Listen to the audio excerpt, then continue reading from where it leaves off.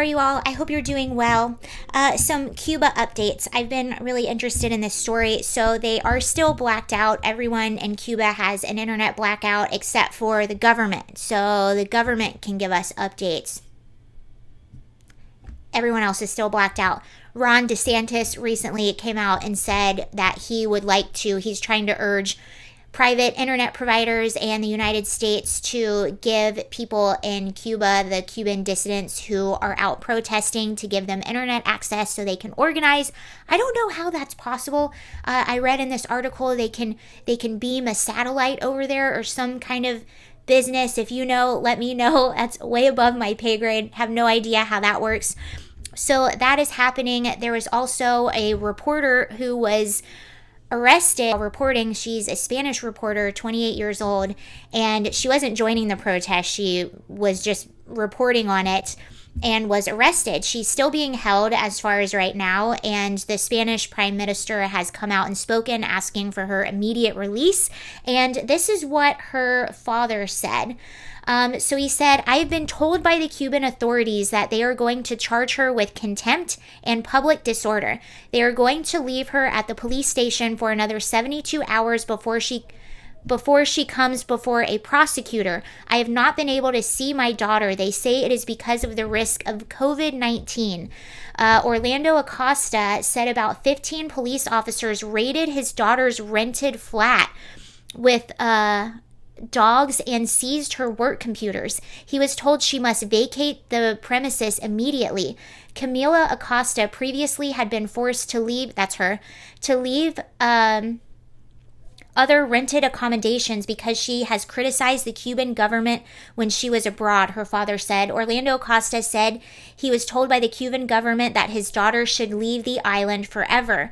But they would stop her from doing her job as a journalist, which she is content with. So that's pretty crazy. And then it says the Spanish Prime Minister demanded Acosta's release. Of course, we already know that. Added that Cubans should be able to protest freely and enjoy the same rights and freedoms as in Spain. So that is what is happening in Cuba right now. And now for the United States, everyone is talking about this. So this is our DHS Secretary Mayrokis. I can never say his name correctly. Mayrokis. I think that's it. But this is our DHS secretary, and this is what he had to say to any Cubans who are thinking of coming to the U.S. as refugees. So watch this, and then we'll talk. Time is never right to attempt migration by sea. To those who risk their lives doing so, this risk is not worth taking. Allow me to be clear. If you take to the sea, you will not come to the United States. Some people make the mistake of attempting that perilous journey. Those individuals are interdicted and returned to Cuba or Haiti. But we Before we get to the obvious about that statement, I do have to say I do agree with him on that. There shouldn't be a mass migration. In 1994, there was a migration crisis in Florida and from Cuba, and that was when Fidel Castro was basically like, you guys can, if you want to go migrate to the U.S., you go do it. I'm not going to stop you. And we had somewhere between 30 and 30,000 people from Cuba show up on the shores of Florida. So obviously a migration that massive all at the same time is never a good idea and is a big deal to try to handle. Now let's get to the obvious, and that is, why isn't he saying the same thing about our southern border? Interesting. How many thousands of people have come over our southern borders since President Biden reversed all of Trump's orders that were actually working to curb mass illegal immigration? We've had, I think, was it over 100,000 people already? Probably even more than that. I'll try to look at the numbers and show it to you. But how many people have illegally come over our border? How many people, how many pounds of fentanyl? How many convicted criminals, people that were previously deported for criminal charges? How many people have lost their lives? How many people have suffered all kinds of abuse that have come over our border?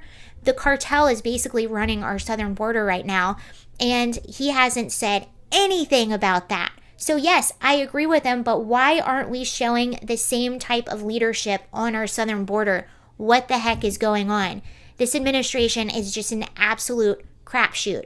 Daily Caller on Twitter said that all they really have to do if they want to come here is just go to Mexico, go through Mexico, and just come across our southern border, because that's wide open.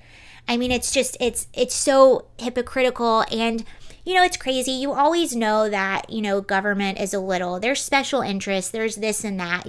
I've always known that. We've all always known that. But I've never in my lifetime, and please let me know if I'm wrong. I don't know if it's just because I'm paying attention now or what, but I have never seen anything in my life so blatantly, unapologetically just hypocritical.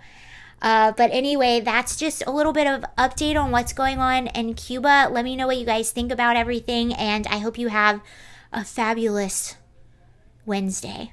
See you later. Bye.